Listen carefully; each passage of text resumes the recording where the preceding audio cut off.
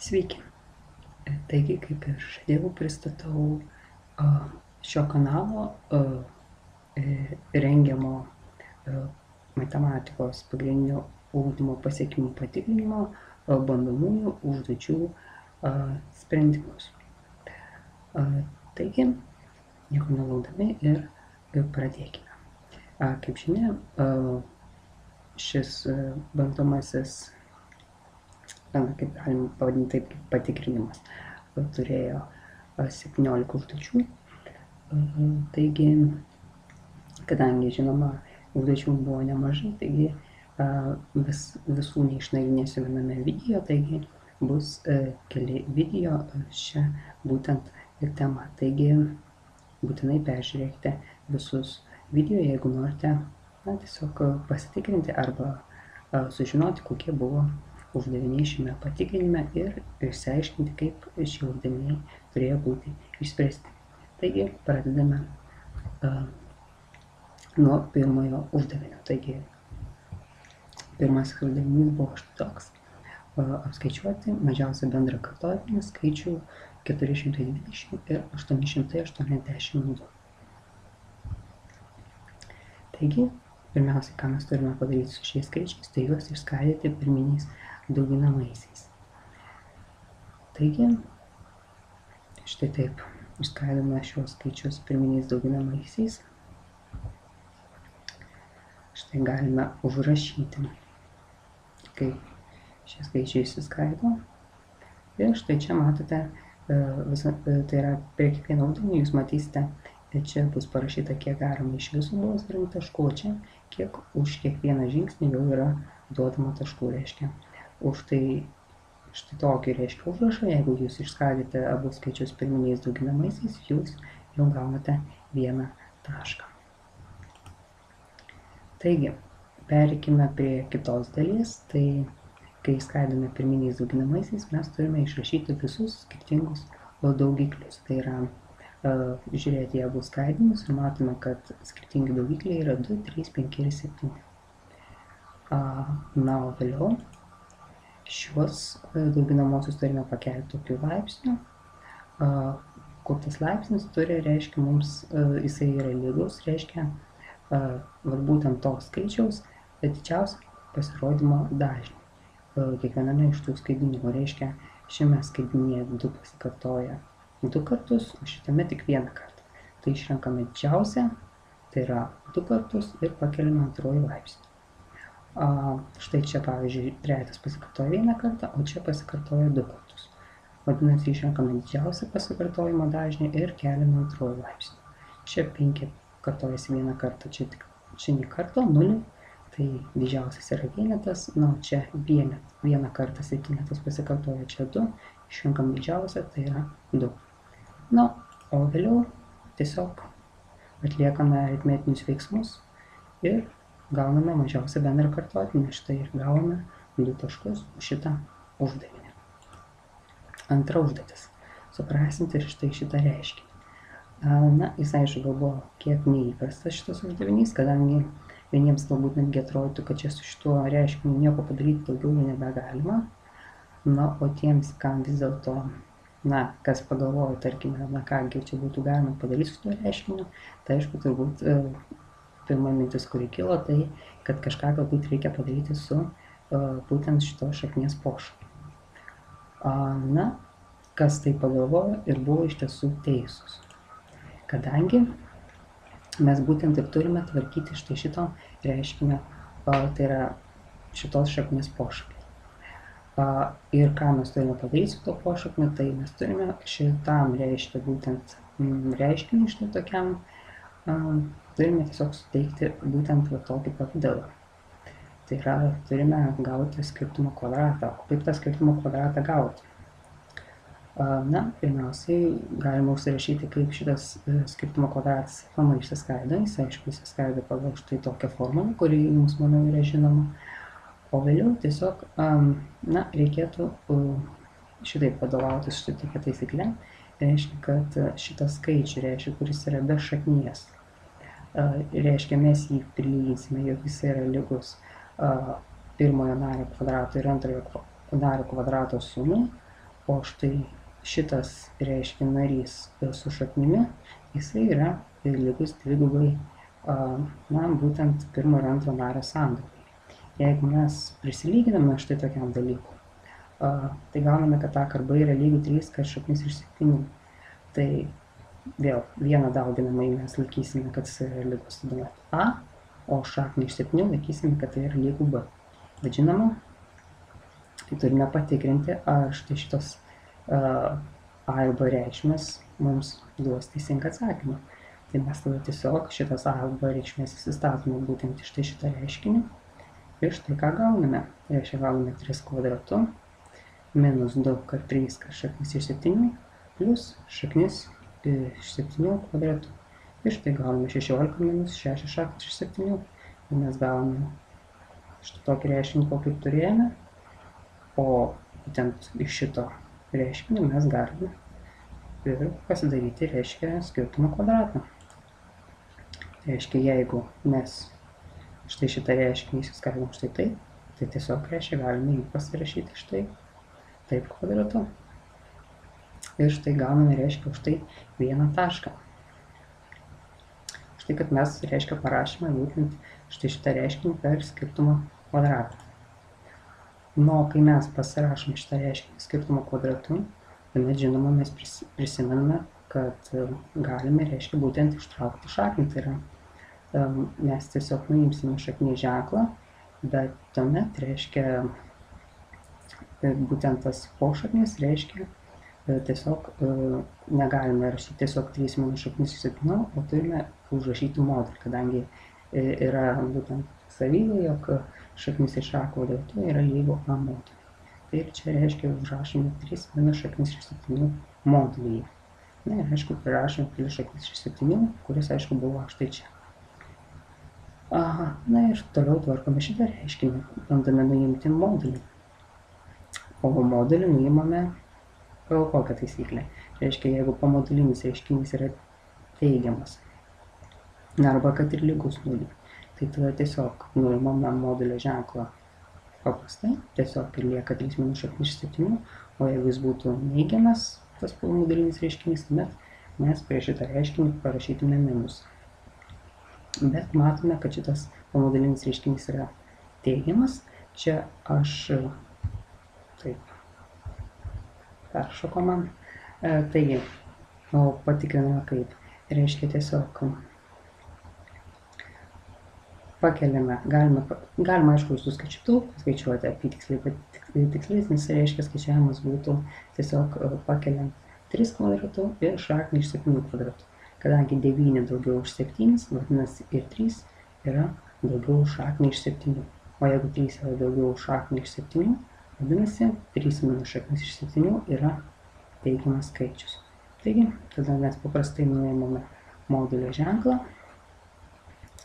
Gaunasi tiesiog 3 minus šaknis iš 7 plus šaknis iš 7. Šito šaknis susiprastina ir atsakymas yra 3. Reiškia, gavome 2 taškus. Už teisingą atsakymą 3. Taigi, trečia užduotis buvo tokia, jog reikėjo, tiesiog buvo, tarkim, duotas skaičius a, mes jo nežinome. Na ir pasakyta, kad šio skaičiaus 20% yra lygių 14, tai prašo surasti, kam yra lygių 30% skaičiaus a. Na, aš galėsiu jums parodyti 2 sprendimus. Tai pirmas sprendimo būdas yra tiesiog, reiškia tiesiog vadovautis to, jog jeigu mes žinome, kad skaičiaus 20% lygių 14, tai mes tuomet visą skaičių, kaip žinia, surandame, reiškia tą skaičių dalindami iš procentus atitinkančios dalies. Tai yra 14 dalinami iš 0,2 ir gauname, kad a yra lygių 70. O kai žinome, kad a yra lygių 70, tai vadinasi 30%, vėl randame labai paprastai tą skaičių padaugindami iš procentus atitinkančios dalies. Reiškia, 0,3 dauginame iš a yra 70, vadinasi gauname, kad atsakymas yra 21. Taigi, trečio uždavinio antras sprendimo būdas yra na, galbūt netgi ir paprastesnis, tai yra sudaryti proporciją. Na, o proporcija reiškia sudaroma labai paprastai. Reiškia, na, jeigu 20% skaičiaus A yra lygių 14, tai tarkim 30% to skaičiaus yra lygių X. Ir tiesiog tokia labai paprasta proporcija, reiškia 20 su 14, taip kaip 30 su X. Ir išsprendę šią proporciją ir gauname atsakymą 21. Štai taip paprastai galime išspręsti šitą uždavinį antrojo būdu ir taip pat gauti vieną tašką. Ketvirtas uždavinys. Na, ketvirtas uždavinys tikrai neturėjo sukelti labai didelių sunkumų, kadangi tai iš tiesų labai paprastas aritmetinis uždavinys. Tiesiog reiškia, matome, kad mums duota trupmena ir reiškia padalinta iš būtent skaičiaus 75 šimtusius. Tai reiškia tiesiog tas 75 šimtasias mums reikėtų, žinoma, kad veiksmai būtų mums paprastesni, reiškia pasiversti trupmeną. Kaip žinia, 75 šimtusios yra trupmena 75 šimtusios, taip kaip ir sakome, reiškia žodžiais, reiškia ir rašome skaitiklyje 75, o vardiklyje 100. Na ir aišku, galime suprasti šią trupmeną iki 3/4. O tuomet gauname labai paprastą reiškinuką 4/7 padalinta iš 3/4. Žinome, kad dalindami trupmeną galime tiesiog parašyti, jog dauginame iš atvirkštinio. Tai yra tiesiog padauginame iš 4/3. Taigi matome, kad atsakymas yra 16/21. Ir gauname už tai šį uždavinį dar vieną tašką. Penktas uždavinys prašė išspręsti lygtį. Ir už šį uždavinį duodami 3 taškai. Tai pirmiausia, ką mes turime padaryti, tai žinoma šitą lygtį pasidauginti iš x minus vieneto nelygaus nuliui dauginame dėl to, kad vardiklis negali būti lygus 0. Tuomet mes gauname labai paprastą kvadratinį lygtį minus 2x kvadratu plus 5x minus 3. O šią lygtį galime išspręsti dviem būdais. Pirmas būdas tai labai paprastas, tai yra mes labai greitai gausime atsakymą. Tai yra, kad koeficientų suma yra lygi 0, nes minus 2 plus 5 minus 3 yra 0. Todėl, kaip žinia, yra taisyklė, jog tokiu atveju vienas iš sprendinių yra tiesiog skaičius vienetas. Na ir už tai gauname vieną tašką. Antrą tašką gauname, kai apskaičiuojame antrą sprendinį, o antras sprendinys yra, jeigu mes žinome, kad čia yra koeficientai, kažko man vis peršoka, tai jeigu mes žinome, kad čia yra koeficientai A, B ir C, tai tuomet antras sprendinys reiškia apskaičiuojamas C dalinant iš A. Tai šiuo atveju reiškia minus 3 padalinta iš minus 2 ir gauname 3/2 arba 1/5. Taigi gauname 2 taškus už tai, kad paskaičiavome abu sprendinius. Reiškia, o kitas būdas yra tiesiog skaičiuojant diskriminantą. Jisai, kaip sakant, šitas būdas visuomet pasiteisina, kadangi jeigu mes spręsime, reiškia, kvadratinę lygtį pagal, reiškia, bendrojo sprendinio formulę, tai atsakymas visada gausis, žinoma, jeigu diskriminantas nėra neigiamas. Taigi, paskaičiavę diskriminantą, mes gauname vienetą ir tuomet tiesiog taikydami formulę minus b minus šaknis iš diskriminanto padalinta iš 2a, gauname, kad vienas sprendinys yra 1/5, vėl gauname vieną tašką už tai, kad paskaičiavome vieną sprendinį ir antrą tašką, kai paskaičiuojame antrą sprendinį, tiesiog skaitiklyje vietoj minus šaknis iš diskriminanto rašome pagal bendrojo sprendinio formulę plus šaknis iš diskriminanto. Tai yra plus šaknis iš vieneto. Taigi, abiem būdais galima ir taip paskaičiuoti būtent tos sprendinius ir už tai gauti 2 taškus. Bet trečią tašką gausime tik tai tuo atveju, jeigu mes atkreipsime dėmesį į tai, kad būtent vienas iš, negalėtume gal taip sakyti, iš sprendinių, tiesiog viena iš x reikšmių nėra būtent šios lygties sprendinys, kadangi ta x reikšmė paverčia trupmenos vardiklį nuliu. O ta reikšmė, aišku, nesunku nustatyti, kad jinai yra vienetas. Vadinasi, mes atmetame vienetą ir lygties sprendinys yra vienintelis, tai yra 1,5. Jeigu mes tai parašome, mes gauname trečią tašką. Šešta užduotis. Prašė išspręsti nelygybę. 6 padalinta iš x yra mažiau arba lygu už 12. Taigi, ką reikia tokiu atveju daryti? Matome, kad šita nelygybė nėra tiesinė, vadinasi, aplamai, jeigu mes x turime vardiklį, tai turėtume turėti omeny, kad mes negalime kaip lygtyse dauginti iš x nelygaus nuliui, o reiškia, mes tuomet turime būtent sutvarkyti šitą nelygybę taip, jog kairėje nelygybės pusėje būtų kažkoks, reiškia, reiškinukas per x išreikštas, o dešinėje būtų nulis. Vadinasi, tai mes galime padaryti tokiu būdu, 12 perkeldami į kairę pusę, arba kitaip sakant, abi nelygybės pusės, tai yra atimdami iš abiejų nelygybės pusių po 12 ir gauname, reiškia, 6x minus 12 mažiau arba lygu už 0. Žinoma, to dar neužtenka, mums reikia tam irgi kairėje nelygybės pusėje esančiam reiškiniui suteikti tokį pavidalą, jog jisai būtų trupmeninis reiškinys. Tai yra, būtų tiesiog viena trupmena, o skaitikliai ir vardikliai būtų kažkokie reiškiniai. Tai tokia atveju mes tada, aišku, turime subendra vardiklinti. Tai yra, bendras vardiklis šiuo atveju yra x. Ir gauname, jog šitą trupmeną užrašome, štai taip, reiškia 6 minus 12x padalinti iš x mažiau arba lygu už 0. Dabar mes jau sutvarkėme savo reiškinį, turime kairėje pusėje reiškinį išreikštą trupmeną, o dešinėje turime 0. Ir gauname štai vieną tašką. Toliau sprendžiame šitą nelygybę taip. Reiškia, jeigu mes pasirašėme šitą nelygybę štai tokiu pavidalu, tai tuomet sakome, jog trupmena lygi 0, kai skaitiklis lygus 0, o vardiklis nelygus 0. Pagal tai užsirašome štai tokias dvi, vieną iš lygčių, o kitą tokia kaip ir nelygybė. Reiškia, tai ta lygybė, reiškia, atsiranda vadovaujantis ta taisyklė, kad trupmena yra lygi 0, kai skaitiklis lygus 0, vadinasi, skaitiklį prisilyginam 0, gauname 6 minus 12x lygu 0, išsprendžiame šitą lygtį, gauname x lygu 0,5, o kadangi vardiklis negali būti lygus 0, vadinasi, tiesiog ir gauname, kad x yra nelygu 0. Ir tuos abu gautus x'us mes pažymėsime skaičių tiesėje.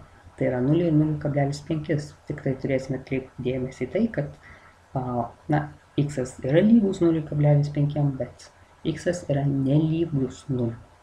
Tai yra būtent atkreipti tą dėmesį, kad yra lygu ir nelygu. Kokios tai turi reikšmės? Turi reikšmės tokios, kad ten, kur parašyta nelygu 0, tai ten mes visuomet dėsime tuščią vidurį rutuliuką. Žinoma, ten, kur lygu 0, vėl tai nereiškia, kad visuomet tai bus, užpildytas rutuliukas. Jisai bus šiuo atveju užpildytas ne tik dėl to, kad mes sprendę lygtį gavome, kad tai yra lygu vienai antrai, bet ir dėl to, kad pačioj nelygybei yra, reiškia, būtent ženklas ne tik mažiau, bet ir lygu 0. Tai jeigu, reiškia, nelygybė yra dar lygu, tai ties tais sprendiniais, kuriuos mes gavome, reiškia, skaitiklį prilyginę 0, mes visuomet ir spalvinsime, reiškia, tokiu tuščio viduriu rutuliuku. Nenoriu gilintis į tai, šiaip esu sukūręs pamoką, galite pažiūrėti pamoką apie nelygybių sprendimą. Taip pat, o šiaip, manau, toliau viskas yra labai aišku. Tiesiog nustatome intervalų ženklus, paimdami, tarkime, tikriname šitą intervalą, paimame x lygu vienetui ir štai gauname, kad čia turime rašyti minuso ženklą. Žinoma, mes galėtume toliau imti kažkokį reikšmę iš šito intervalo,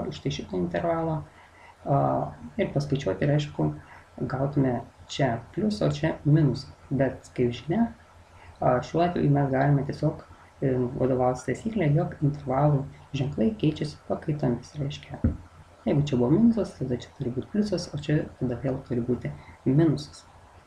Taigi, už tai, kad sužymėjame visus tris intervalus ženklais, reiškia, gauname antrąjį tašką. O tuomet turime, žinoma, išrinkti mums reikalingus intervalus. Tai žiūrime į mūsų nelygybę, kadangi nelygybei buvo ženklas mažiau, vadinasi, mes imsime tos intervalus, kurie yra pažymėti minusu. O tai yra intervalai nuo minus begalybės iki 0, neįskaitant, ir nuo 0,5 iki plus begalybės 0,5 įskaitant. Štai mes gauname trečią tašką. Tai yra, tiksliau gauname trečią tašką už tai, kad mes parašome, jog x priklauso štai tų intervalų sąjungą. Septintas uždavinys. Septintas uždavinys gal kažkiek atrodo gremėstiškas, bet iš tiesų jis yra tikrai nesudėtingas. Štai matome, jog Jonas ir Petras stovi prie starto pozicijos ir Petras pradeda bėgti tiesia linija link finišo 4 metrų per sekundę greičiu. Kai Petrui iki finišo buvo likę 84 metrai, pradėjo bėgti Jonas 10 metrų per sekundę greičiu tą pačią kryptimį. Ar Jonas pasieks finišo liniją greičiau už Petrą? Jei, kai Jonas pradėjo bėgti, jį nuo Petro skyrė 116 metrų atstumas. Savo atsakymą pagrįskite.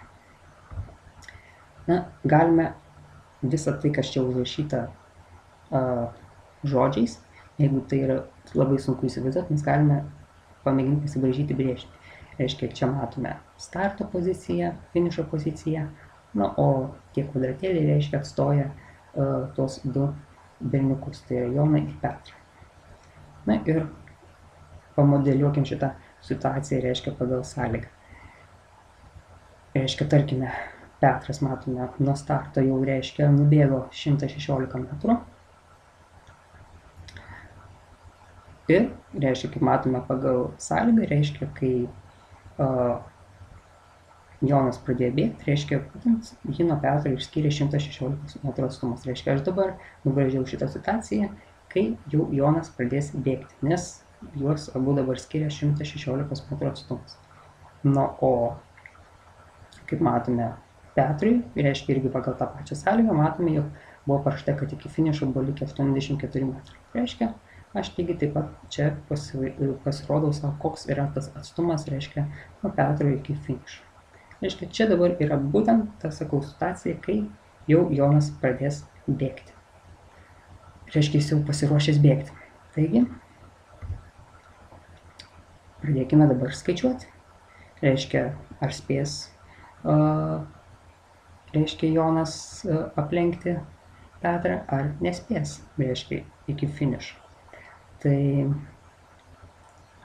kaip tai nustatome? Reiškia, nustatome labai paprastai. Reiškia, paskaičiuojame tą laiką, kiek reiškia dabar Petrui, kiek Petras užtruks, kol jisai įveiks tuos likusius 84 metrus.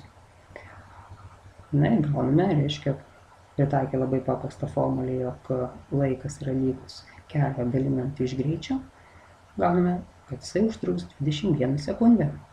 Reiškia, nuo to momento, kai Jonas pradės bėgti, Petras finišą pasieks per 21 sekundę. Dabar pirmiausiai paskaičiuokime dar atstumą, kurį turi nubėgti Jonas iki finišo. Tas atstumas yra irgi lengvai paskaičiuojamas, reiškia, kadangi matome, kaip pasižymėjom, reiškia, nuo Jono iki Petro yra 116 metrų, nuo Petro iki finišo 84, tai nuo Jono iki finišo yra 200 metrų. Labai paprastas aritmetinis veiksmas, reiškia, gauname už jį vieną tašką ir paskaičiuojame tuomet, per kiek laiko Jonas nubėgs iki finišo.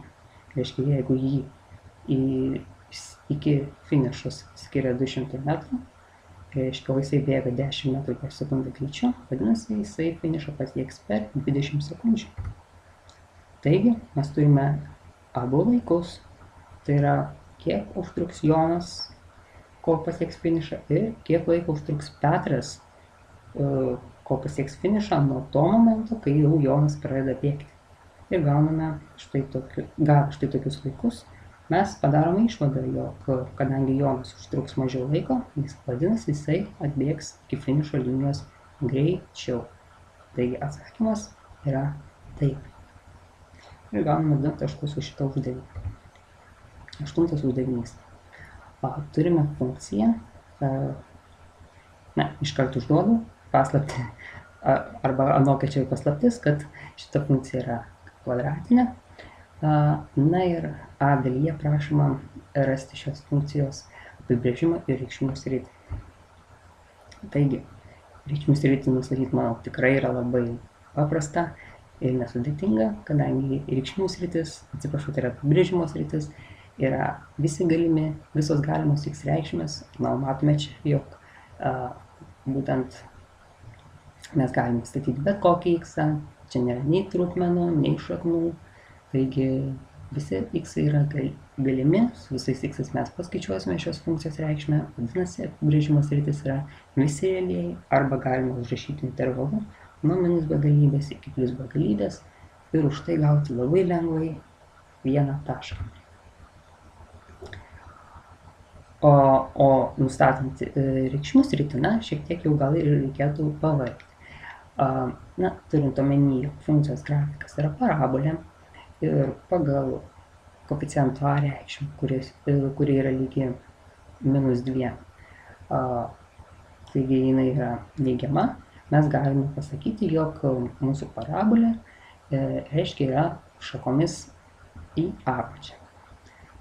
Taigi jos didžiausia reikšmė bus įgyjama viršūnėje, arba kitaip sakant, mūsų reikšmių sritis bus jau net nesunkiai galime įsivaizduoti ir tą intervalą, reiškia ir mūsų intervalas bus nuo minus begalybės iki tos reikšmės, kuri yra būtent funkcijos reiškia viršūnė. Ir žinoma, mes žiūrėsime ne į abscisę, tai yra ne x, o į ordinatą y, kadangi mes žiūrime reikšmių sritį, o reikšmių sritis tai mes žiūrime į intervalą y ašyje.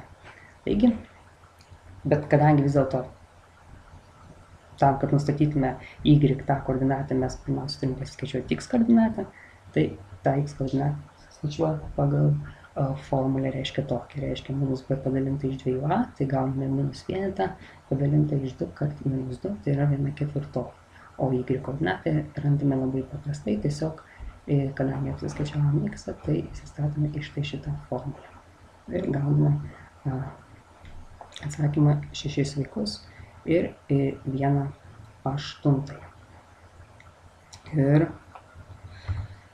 Ir gauname, reiškia, jog mūsų reikšmių sritis yra nuo minus begalybės iki 6,125. Reiškia intervalo galą įskaitant. Ir gauname 2 taškus. O pamėginkime nustatyti šios funkcijos didėjimo ir mažėjimo intervalus. Tai mums jau yra labai naudinga, kad mes pasiskaičiavome parabolės, reiškia viršūnės abscisę, kadangi mes žinome, jog būtent parabolės viršūnė ir padalyja šitą grafiką, reiškia, į būtent tas dvi dalis, tai yra į 2 intervalus, kuriame viename iš jų, reiškia, funkcija didėja, o kitame mažėja. Tai kadangi vėl parabolės šakos eina į apačią, reikšmės didėja intervale nuo minus begalybės iki 1/4, o nuo 1/4 iki plius begalybės funkcijos reikšmės mažėja. Gauname šitą uždavinį 1 tašką. C dalyje turime nustatyti intervalus, kuriuose funkcijos reikšmės įgyja neigiamas reikšmės ir teigiamas reikšmės. Tai tam, kad tai įsiaiškintume, mes pirmiausia turime žinoti, kuriuose intervaluose būtent, tai yra ne kuriuose intervaluose, o kuriame arba kuriuose taškuose funkcija būtent kerta, o x ašį. O mes tai galime sužinoti išsprendę lygtį tokį, jog funkcija tiesiog prilyginama nuliui, nes ant OX ašies visi taškai yra su ordinatėmis nulis. Taigi gauname štai tokį kvadratinį lygtį ir ją išsprendę gauname tas dvi x reikšmes. Vadinasi, yra du taškai, kuriuose reiškia šitą funkciją kerta x ašį. Už tai mes gauname vieną tašką. Galime būtent pasibraižyti tos parabolės eskizą. Reiškia, matome ir pagal jį visai nesunkiai nustatome, jog funkcija įgyja teigiamas reikšmes intervale nuo -1,5 iki 2, o neigiamas nuo minus begalybės iki -1,5, sąjunga nuo 2 iki plius begalybės. Nes, kaip žinia, reiškia teigiamas reikšmės yra tos, kurios yra virš OX ašies, o neigiamas tos, kurios yra žemiau OX ašies. Taigi gauname šitą uždavinį 2 taškus.